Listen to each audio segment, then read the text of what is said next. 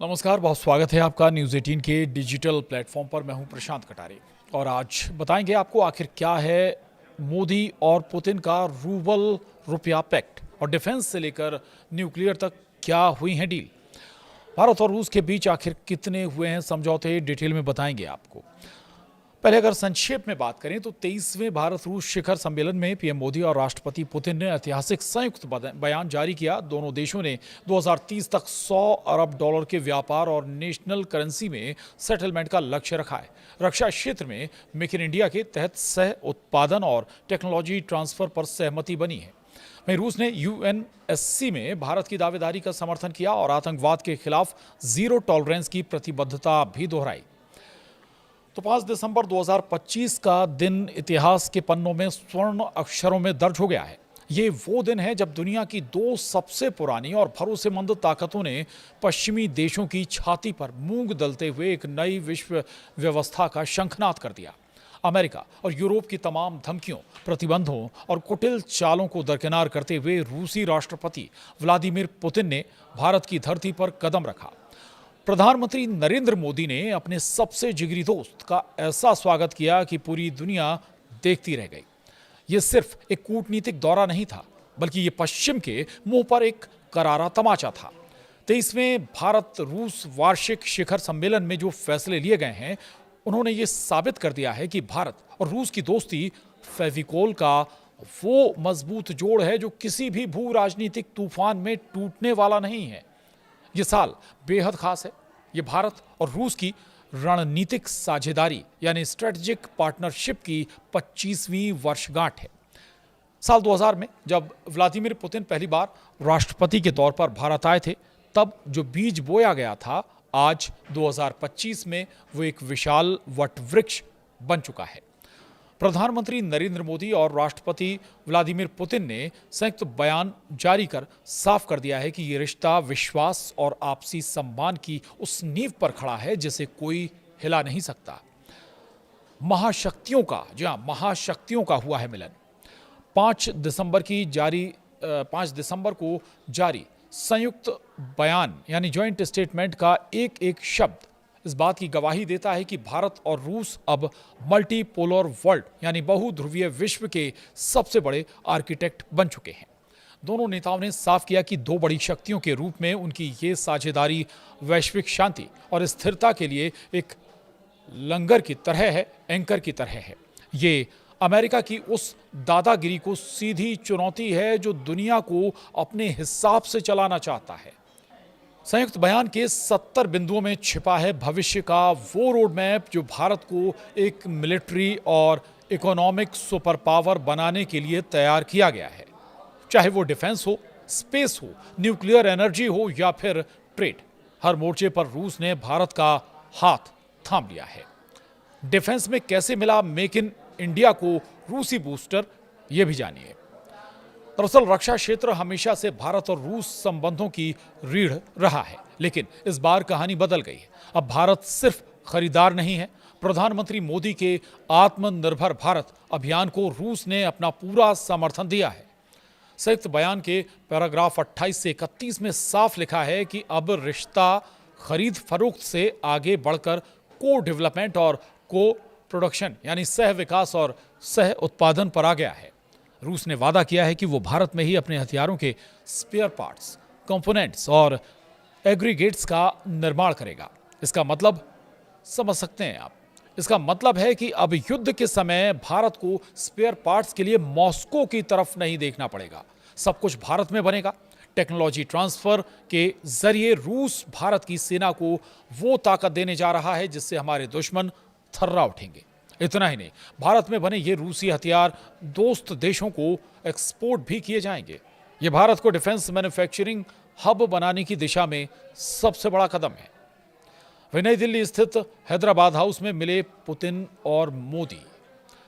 22वीं IRIGC MTC बैठक जो 4 दिसंबर 2025 को हुई, उसमें यह तय किया गया कि भारत की सुरक्षा जरूरतों के हिसाब से एडवांस्ड डिफेंस टेक्नोलॉजी का साझा विकास होगा। ये उन पश्चिमी देशों के लिए बड़ा झटका है जो भारत को अपनी शर्तों पर हथियार बेचना चाहते थे। अब डॉलर को बाय बाय 100 अरब डॉलर का लक्ष्य रखा गया है। संकेत समझिए आप, डॉलर को बाय बाय। अर्थव्यवस्था के मोर्चे पर मोदी और पुतिन ने जो फैसला लिया है वो डॉलर की बादशाहत को सीधा चैलेंज है। दोनों नेताओं ने 2030 तक द्विपक्षीय व्यापार को 100 अरब डॉलर तक ले जाने का लक्ष्य रखा है।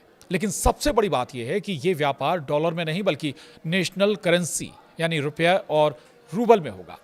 संयुक्त बयान के पैराग्राफ 13 में साफ लिखा है कि दोनों देश अपने नेशनल पेमेंट सिस्टम को एक दूसरे से जोड़ने पर काम करेंगे, यानी भारत का यूपीआई और रूस का MIR या अन्य सिस्टम एक साथ काम करेंगे। इससे पश्चिमी देशों के प्रतिबंध यानी सैंक्शंस धरे के धरे रह जाएंगे, बिना किसी रुकावट के व्यापार होगा। इसके अलावा भारत और यूरेशियन इकोनॉमिक यूनियन EAEU के बीच फ्री ट्रेड एग्रीमेंट FTA पर बातचीत तेज करने का फैसला लिया गया है। यह भारत के लिए एक बहुत बड़ा बाजार खोल देगा। ये कहा तेरिनबर्ग और कजान में भारत के 2 नए वाणिज्य दूतावास यानी कॉन्सुलेट्स खुलने जा रहे हैं। ये बताता है कि भारत अब रूस के सुदूर इलाकों तक अपनी पहुंच बना रहा है। वहीं पुतिन और मोदी के सामने समझौतों का आदान प्रदान हुआ है। तो एनर्जी और न्यूक्लियर, भारत की ऊर्जा और सुरक्षा से जुड़े कई समझौते भी हुए हैं। ऊर्जा सुरक्षा के मामले में रूस भारत का सबसे बड़ा साझेदार बनकर उभरा है। संयुक्त बयान में कुडनकुलम न्यूक्लियर पावर प्लांट यानी KKNPP के काम में तेजी लाने और भारत में एक दूसरी साइट आवंटित करने पर सहमति बनी है। रूस भारत में 100 गीगावाट न्यूक्लियर एनर्जी के लक्ष्य को पूरा करने में मदद करेगा। इतना ही नहीं, रूस ने भारत को तेल, गैस और फर्टिलाइजर की लॉन्ग टर्म सप्लाई की गारंटी दी है। जब पूरी दुनिया में ऊर्जा संकट की आहट है, तब पुतिन ने मोदी को आश्वस्त किया है कि भारत की गाड़ियों का पहिया कभी नहीं रुकने दिया जाएगा। कोयला गैसिफिकेशन टेक्नोलॉजी हो या पेट्रोकेमिकल्स, रूस हर कदम पर भारत के साथ खड़ा है। रूस के सुदूर पूर्व Russian for east and Arctic क्षेत्र में भारत की एंट्री एक गेम चेंजर है। पैराग्राफ 21 में 2024 से 2029 के लिए सहयोग कार्यक्रम का जिक्र है। व्लादिमीर पुतिन ने भारत को आर्कटिक के संसाधनों में हिस्सेदारी का ऑफर दिया है। ये वो इलाका है जहां तेल, गैस और दुर्लभ खनिजों का भंडार है। Chennai Vladivostok maritime corridor, eastern maritime corridor और नॉर्दर्न सी रूट पर सहयोग बढ़ाकर भारत ने चीन की बेल्ट एंड रोड इनिशिएटिव को करारा जवाब दिया है। भारत अब सीधे आर्कटिक के रास्ते यूरोप और रूस से जुड़ सकेगा। ये सामरिक और आर्थिक दोनों नजरिए से भारत की बहुत बड़ी जीत है। इतना ही नहीं, आतंकवाद और पाकिस्तान को भी सीधी चेतावनी यहां से दे दी गई है। तो संयुक्त बयान का पैराग्राफ 60 पाकिस्तान के लिए किसी बुरे सपने से कम नहीं है। इसमें 22 अप्रैल 2025 को जम्मू कश्मीर के पहलगाम में हुए आतंकी हमले और 22 मार्च 2024 को मॉस्को के क्रोकस सिटी हॉल हमले की कड़े शब्दों में निंदा की गई है। मोदी और पुतिन ने एक स्वर में कहा है कि आतंकवाद के खिलाफ जीरो टॉलरेंस की नीति अपनाई जाएगी। सीमा पार से आतंकवाद यानी cross border movement of terrorist और टेरर फाइनेंसिंग का जिक्र करके इशारों में पाकिस्तान को बता दिया गया है कि अब उसकी खैर नहीं। दोनों देशों ने कसम खाई है कि वे आतंकियों के सेफ हेवन, सुरक्षित पनाहगाहों को जड़ से उखाड़ फेंकेंगे, चाहे वो अफगानिस्तान में छिपे आतंकी हों या पाकिस्तान में। भारत और रूस मिलकर उनका सफाया करेंगे। इतना ही नहीं, संयुक्त राष्ट्र में भारत की वीटो पावर की पक्की गारंटी भी मिल गई है। संयुक्त राष्ट्र सुरक्षा परिषद यानी UNSC में सुधार और भारत की स्थायी सदस्यता, परमानेंट मेंबरशिप को लेकर रूस ने अपना समर्थन फिर दोहराया है। पैराग्राफ 42 में साफ लिखा है कि रूस एक रिफॉर्म्ड और एक्सपेंडेड UN सिक्योरिटी काउंसिल में भारत की स्थायी सदस्यता का दृढ़ समर्थन, स्टीडफास्ट सपोर्ट करता है। ये उन देशों के लिए संदेश है जो UN में भारत का रास्ता रोकने की कोशिश करते हैं।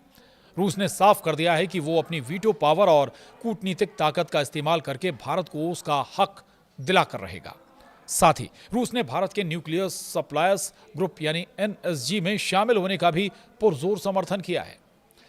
इसके बाद बात स्पेस की भी कर लेते हैं। स्पेस या गगनयान से लेकर ग्रहों की खोज तक में दोनों देशों के बीच सहयोग होगा। स्पेस सेक्टर में भी दोनों देशों ने नई ऊंचाइयों को छूने का फैसला किया है। इसरो और रोस्कोस्मोस के बीच इंसानी मिशन यानी human space flight rocket engine का विकास और ग्रहों की खोज प्लेनेटरी एक्सप्लोरेशन में सहयोग बढ़ाया जाएगा। भारत का गगनयान मिशन हो या भविष्य के स्पेस स्टेशन का सपना, रूस की टेक्नोलॉजी भारत के लिए अहम साबित होगी। इसके अलावा कनेक्टिविटी पर भी फोकस होगा। International north south transport corridor INSTC को मजबूत करने पर जोर दिया गया है। ये रूट भारत को ईरान और मध्य एशिया होते हुए रूस और यूरोप से जोड़ेगा। ये स्वेज नहर का विकल्प बन सकता है और व्यापार की लागत को काफी कम कर देगा। रूस और भारत की रेलवे के बीच सहयोग से टेक्नोलॉजी एक्सचेंज होगी, जिससे भारतीय रेलवे को आधुनिक बनाने में भी मदद मिलेगी। इसके अलावा क्रिटिकल मिनरल्स और टेक्नोलॉजी पर भी मिलकर काम करेंगे दोनों देश। आज की दुनिया में जिसके पास चिप्स और क्रिटिकल मिनरल्स हैं वही राजा है। संयुक्त बयान के पैराग्राफ 33 में क्रिटिकल मिनरल्स जैसे लिथियम, कोबाल्ट और रेयर अर्थ मटेरियल्स की खोज और प्रोसेसिंग में सहयोग की बात कही गई है। यह हाईटेक इंडस्ट्री और इलेक्ट्रिक वाहनों के लिए ज़रूरी है। दोनों देश क्वांटम कंप्यूटिंग, AI और डिजिटल सिक्योरिटी में भी साथ मिलकर काम करेंगे। और अब बेहद महत्वपूर्ण बात आखिर में, जहां 2026 में मॉस्को में अगला महासम्मेलन होने जा रहा है और इस ऐतिहासिक दौर का अंत एक और बड़ी खबर के साथ हुआ है, जहां राष्ट्रपति पुतिन ने PM मोदी को 2026 में 24वें वार्षिक शिखर सम्मेलन के लिए रूस आने का न्योता दिया है। PM मोदी ने इसे स्वीकार कर लिया है और इसके साथ ही भारत और रशिया की दोस्ती प्रगाढ़ होने के रास्ते पर और 2 कदम आगे बढ़ गई है। आज के लिए इतना ही। नमस्कार।